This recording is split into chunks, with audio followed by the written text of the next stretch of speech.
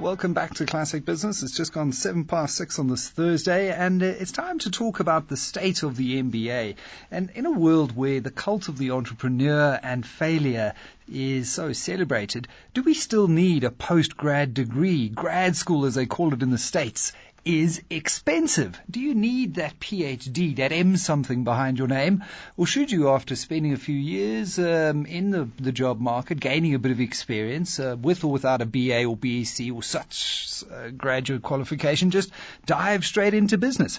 And the question seems to be an eternal issue, as the cost of business degrees in particular are quite steep, around 200,000 Rand for an MBA from one of the top business schools in South Africa. But then when you compare that with the US, I was having a look today. My producer almost fell over when we took a bet as to what it would be. Well, think 1.5 million Rand before living expenses. That's what you're paying over there. Well, I've got someone in studio who's obviously going to talk to his book, but I always enjoy hosting John Foster-Pedley, Dean of Henley Business School. Good to chat to you again, John. Hi, Michael. That sounds like a great question.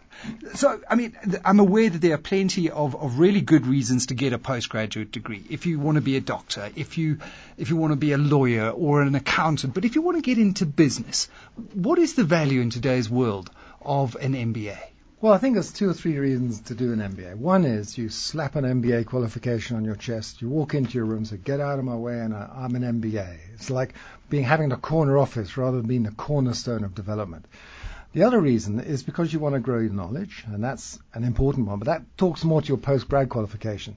The other one, and this speaks to the evolution of the MBAs, is that you actually want to learn from experience, but you really want to learn well from experience. Now, if you go out randomly and have a lot of failures, you're going to learn. But if you learn in an environment which actually supports the experience, and we at Henley have an experiential MBA, so that means you go and you apply projects and you're applying it, then what happens is you reflect and you learn quicker. And the final point is there's an assumption that an MBA is a corporate animal. It's about learning finance. Actually, it's about learning cognitive complexity, working with systems, understanding how to use imagination and innovation in business. Innovation and productivity are the 2 foundations of business growth, and we tend to focus on productivity. The evolution of good MBAs is to focus on innovation, imagination, and to encourage people to try things out. That's the new MBA.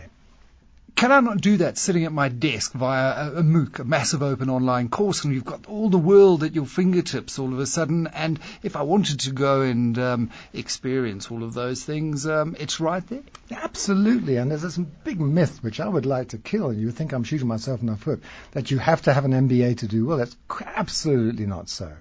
An MBA, the right MBA, can be enormously useful, but there are many other paths.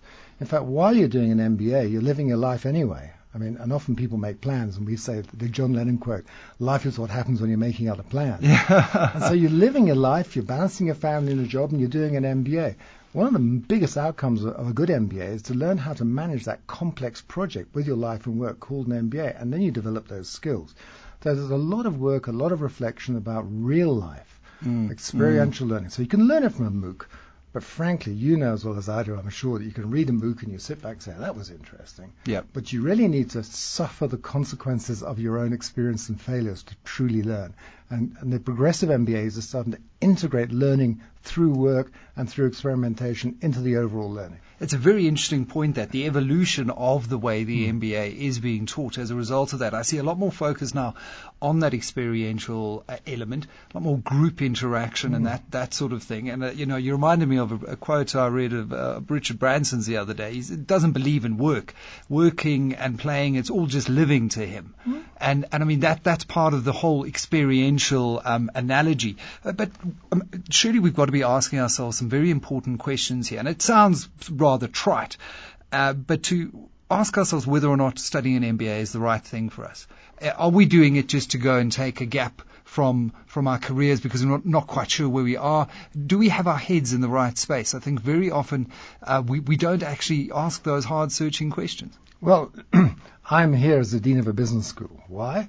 Well, I was selling airliners for British Aerospace in Africa and the Middle East, and they sponsored me for a very expensive MBA in Europe. I thought, well, I'm going to learn about business. I'm going to armor myself up with all the jargon and be able to impress everybody and climb the corporate ladder. And get someone else to pay for it. Sure. Why not? Great idea. What really happened was that the whole process was really reflective. It was a juncture in my life where I was able to think. I reflected. I met different people. The way I thought changes, the way it changed, the way I understood life and business changed. And I developed a passion for researching and for learning and for education, for teaching. And I started teaching part-time after my MBA. And a long time ago now, I just got sucked in that way. And I think what happens to a real MBA, you might go in with one set of intentions, but a really good MBA evolves you. You're different when you come out.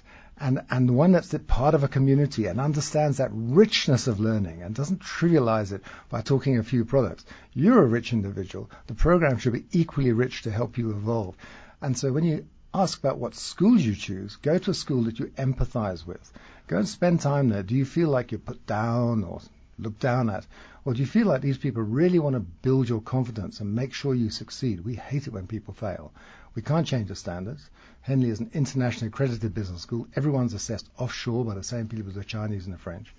And our 75% black African students pass better than the British and French students do, marked by the same people on the same course and the same program as the Brits do. So we've got talent.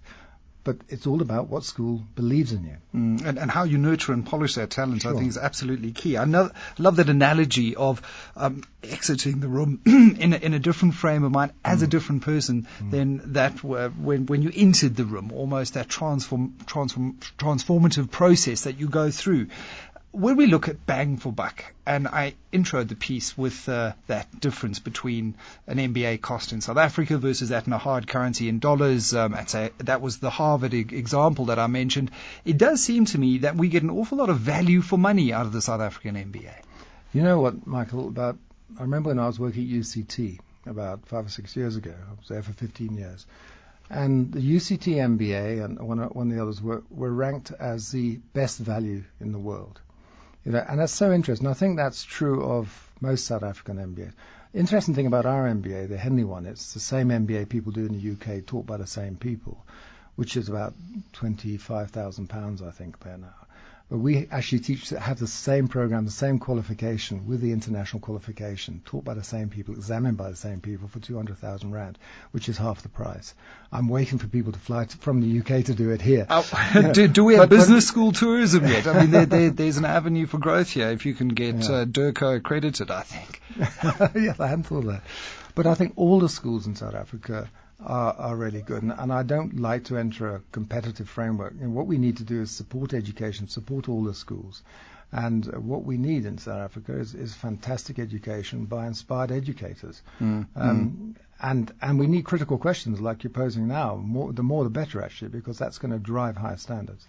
And we had the Statistician General on the show posing quite a few critical questions as well. So there is a great momentum and zeitgeist, I think, around the drive towards skills and education in the country, which is absolutely fantastic. And I know a passion of yours, John. Absolutely. It was always a pleasure. Take care. Thank you very much, Fokker. Thank you. That was John Foster-Pedley, Dean of Henley Business School, with the state of the MBA here on Classic Business.